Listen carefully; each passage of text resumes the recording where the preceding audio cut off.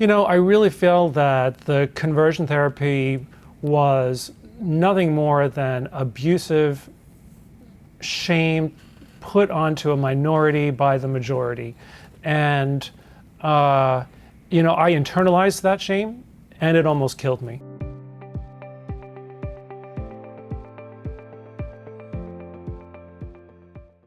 I'm Brian Dumont, and I am a survivor of conversion therapy.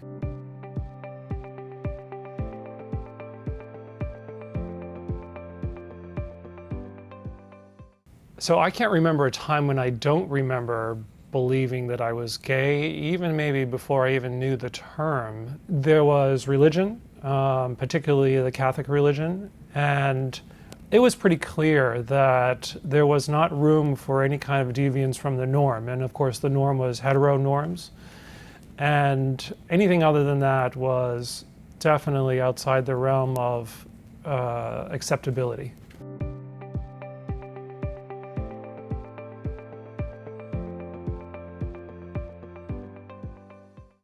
And then I got to college, and I went to also a Catholic college, that's St. Anselm in Manchester, New Hampshire. I was beginning to discover my sexuality.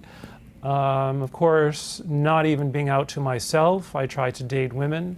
They were very kind, but really I wanted more to shop with them and enjoy going to the opera than anything else. So what eventually happened was I befriended one of the monks who was running the choir there. And I finally got comfortable enough with him to actually say to him one day in his office, I think I'm gay. I believe that was my sophomore year there. And he immediately looked at me and he said, "I'm so glad you told me that, Brian, because now we can fix it." And of course, I wanted to be fixed at that time, because I wanted to be normal. I wanted to be accepted, and I wanted to be within the confines of the church, which told me it was wrong to be gay. And so that preceded the beginning of several sessions with this man who tried to say various magical prayers, I'll call them, to convert me to heterosexuality and to reduce and eliminate, if possible, the interest in men. And that in spite of this prayer that I was still feeling attraction to sexy young guys in the college, and that there was nothing that had changed as far as I could see. I think that a couple of years into this, of trying and talking with him, it was pretty clear that, I was who I was. There was no changing that. And in fact, I was starting to believe that if that was the case, if God made me this way, to use their language, then what's wrong with that?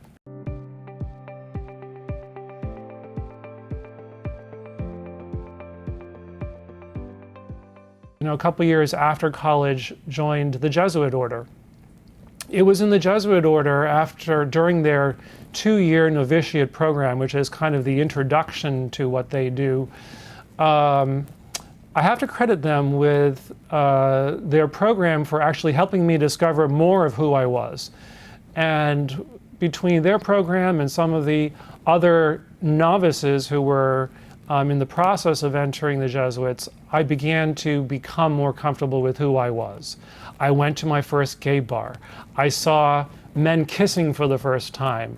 I realized that maybe there was another perspective that wasn't so threatening to my belief in God or anybody else's for that matter. And at the end of that 2-year period, I started to sort of date somebody, and then I realized that actually, as I say people jokingly, I traded in my Roman collar for a leather collar. I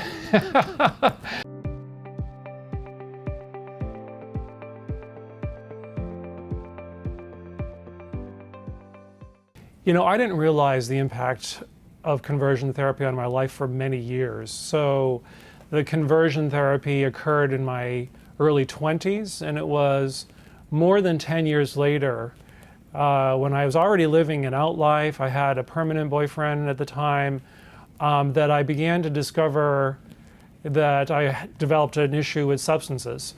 And as a result of that, I had to get help.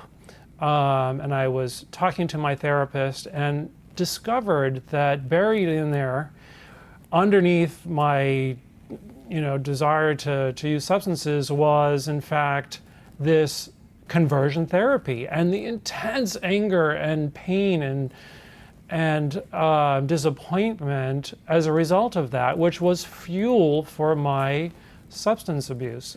So the trouble with conversion therapy, as I experienced it, was that I internalized the message that it was wrong for me to be gay, that it was sinful, that it was unacceptable, that I had to change my very nature just to fit into society. The result of that was that even when I was living an out life with a boyfriend and I was comfortable saying who I was, I still had that hateful shame somewhere buried inside me. And I gotta tell you, I tell all my gay friends, every gay person that I know should have a therapist to talk about those early years of that internalized homophobia, whether it was conversion therapy or some other message that they got. In the case of conversion therapy, it's much stronger than in general society.